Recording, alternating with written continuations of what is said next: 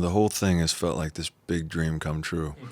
You know, just getting to go on this journey with the role of a lifetime. You know, I've been acting for a long time, and I had so many years of just needing to learn. You know, and I had you know, many years where I kind of thought I was behind or something because I'd compare myself to other people. I'd look at Leo's career, I'd look at somebody else, and but then you just realize that you're on your own path, and if you you know, if you're not ready for it, then it makes you have to go back to the drawing board and learn and grow. And so now I'm at this place where I've gone on such a long journey with this film. I mean, this has been a part of my life for, I think it's over 3 years. It might be 4 years now. Well, I was gonna say, like, this, half joking but kind of serious. Like, this was almost like looked like it was never gonna happen. You know, because it had been in production pre-production forever. And I know Baz has spoken a lot about you saying that you're gonna stay and wait this process out. How? I mean, I guess what we put on the surface is different than what we feel inside. Did you feel like you were ever going to get back to shooting? Did you think it was going to come back? You know, when I look back at it, I really, it may have been delusional, but I can be a delusional person. I think you know I felt that way even before I got the part where before I even had an audition, I treated it like the role was mine. You know, and I just worked as hard as I possibly could at that point.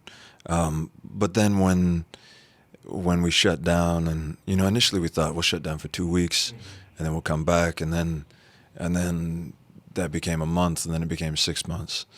And there was that time where Baz took me to dinner, and he said, you know, I think you need to fly back to the States, and the movie may not happen. Do you remember what you were eating at that dinner? I remember we went to this restaurant called Rickshaw's. That was one of our favorite restaurants on the Gold Coast, and they had these sandwiches there called bug rolls.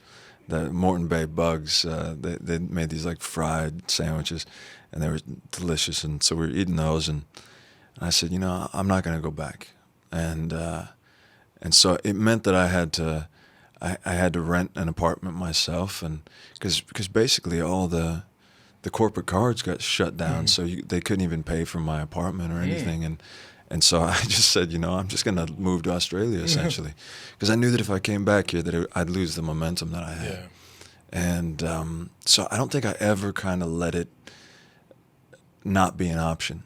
I thought if I stay, the film has to get made eventually, you know, and even if it's a year from now, and so I tried to just see whatever positive I could, and I just treated it like my time where I could double down and you know, not have anybody knocking at the door, and just prep, you know, for 6 months. And but yeah, looking back, I mean, there were so many times that the film almost went away, you know, and we had flooding at the studio at one point before COVID even, and you know, there was there was so many moments where you were thinking, oh, things are against us right now. It felt apocalyptic, but then that's why now at this point, not only this time where, you know, we're being recognized by our peers, and that just feels incredible, but the reception of the fans, and the fact that people that have resonated with the film in the way they have, because you never know how a movie's going to be received, and so it feels really amazing. My favorite scene of the movie, not one of the favorite scene of the movie, and I always call this the scene that proves it, is Unchained Melody. Oh wow! At the end, I always say that's this. Like, I look for it in a movie.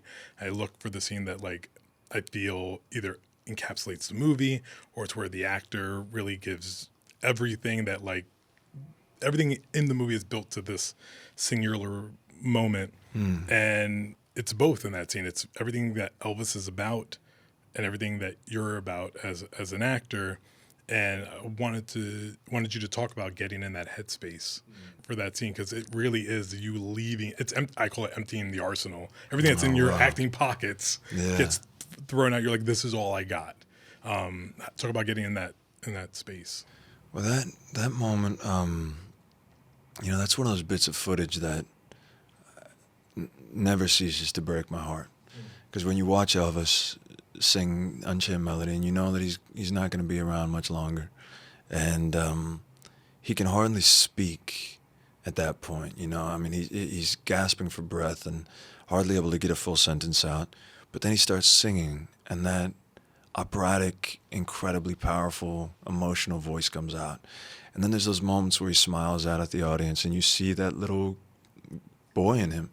You see that desire for the love of the audience, and you see his love of his mother, and you see so much wrapped up in that one performance. Oh, my love, my darling. So I'd watched it countless times and studied it so much, and it also was the first tape that I sent to Baz, was me singing that song, and I had no idea that it was going to be that moment in the film, and so it meant a lot to me, and it also, filming it, we have this, body adjustment suit, as Catherine Martin calls it. We don't call them fat suits, but they yeah. And you did not put on weight for this role. I see. You didn't start. I did in the 5,000 beginning. Especially when I was trying to get the part before it was. Baz really welcomed me on the journey when we were trying to figure out if I could play older Elvis. Yeah. And so my agent actually told me, he said, you gotta, they don't know if you can play older Elvis, so I think you need to gain some weight. And so I'd heard that Ryan Gosling, when he was going to do Lovely Bones, had microwaved Häagen-Dazs and would drink it. So I started doing that. I would go get 24 donuts, and I'd eat them all, and I really started to pack on some pounds. Yeah. And that's what I'm doing for my next role too. Go ahead. Yeah, it's fun. It's fun for a week or so, and then you feel awful with yourself. But so I did that for a while, and we were also planning on shooting chronologically in the beginning. Oh, okay. That quickly went out the window, and then especially with COVID, it was just impossible. So I was gonna. That was another one of the tricky aspects of the film, was Elvis changed so much from the time he was 19 to 42, and that's the age that I was playing him. And one day we'd be in 1974, and the next day we'd be in 1956, and so you gotta, be able to switch back and forth. Initially I thought we could probably take a break halfway through. I can gain the weight for the later stuff, and then we'll go and do that. I think I've talked a lot about how much Raging Bull meant to me, and so that idea of kind of being able to do that has always been a challenge that I wanted to go after, but just with the way that we shot it, we weren't able to do that. So we had to use different physical things. Yeah. I mean, next time, right? Next time. We'll you and I can melt some Häagen-Dazs together. You're going to be in Masters of the Air, Apple TV Plus drama with Callum Turner and fellow Oscar nominee Barry Keoghan. You guys are going to be together at the Oscar nominee luncheon. What can you tell us about it, and how much fun was it? That was a fun job. I was about a week out after filming Elvis, and then flew to London and started boot camp for that, and then went into filming. So it was a time where I was still trying to kind of come back to reality. I'd been living in this other world for a while, and so it was a nice. I had Thanksgiving with Tom Hanks in Australia, and we were eating dinner, and he said, "What are you going to do when you finish this?" I said, "I don't know," and he said, "I think you should probably try to find a job to go right into, because otherwise you may really sink into a depression." He said, "You've been occupying all of yourself with this one thing, and I think it would be good for you to just jump right into something else."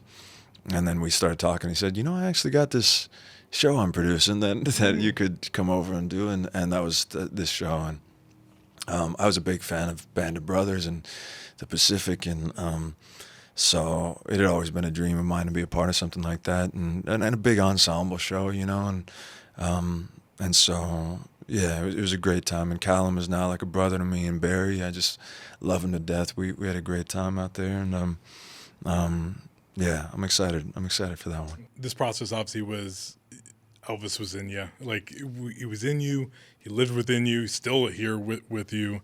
And a lot of people are watching, and you're a good symbol of hope for people who love art to stay with it as long as possible. Like, wait it out. You'll get that moment to shine from your voice, from your heart. What's your message to people that are out there? And I know we're all shedding the Elvis voice now, but from Austin Butler, what do you want people to know about this? About love that, you have? I mean, it truly is. I love actors. I love acting. I love storytelling.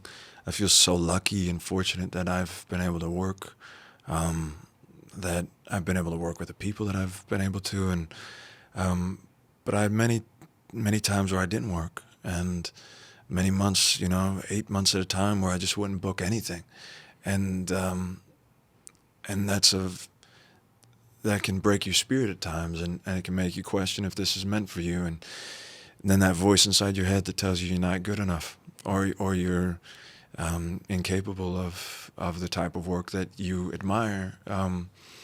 That voice starts, getting louder and louder in your head. And the thing that I could talk from many angles on this, but one is that voice, I think, is there in all of us, and it was always going to be there.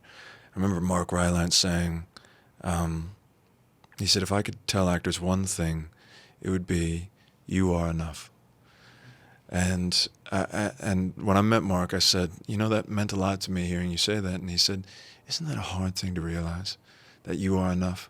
Because you constantly are comparing yourself to other people, and especially in this day and age where, with social media and with this constant comparison of, this person has that, or this person's doing that, and I did that a lot. And like I said in the beginning of this, we're all on our own journey, and my thing is, just as much as you can, stay away from the noise. Stay away from all those other things that aren't actually the work, all the outcome-based ideas. An outcome could even be getting the job. It's if instead you're there to do a job, like I think Bryan Cranston in that great, Q&A or whatever he gave, he talked about that, and that really stuck with me, was the idea that just focus on doing the job. Even right now, that's why I was saying you're objectifying it. I'm talking about the process, but it's still a mystery. I don't fully understand. Every time you have to go back to the drawing board. Every time you're going, I don't feel like I'm enough. I don't know if I'm the right guy for the job. And so it's a constant process of trying to, one, kind of get used to that voice of fear and realize it's always going to be there, and you can sort of welcome it and go, there you are, and I see you, and kind of just welcome that voice on the ride with you, and realize that it's just a form of energy that you can transfer, but then also just take your mind off the idea of like the outcome of whether it's getting the job, or it's the box office, or it's what the critics are going to say, or anything. That's really hard. I mean, this is easy to say, it's hard to do, and but it's for me, like the big things that changed my whole career were going to New York and doing that play with Denzel, because you're only as good as you are that night. You can't rest on what the New York Times said, or what the New Yorker said, or what the person last night at the show said to you afterward. If you're not present in that moment doing your best work, then you're letting all those people in the theater down, and you have to find new life every night.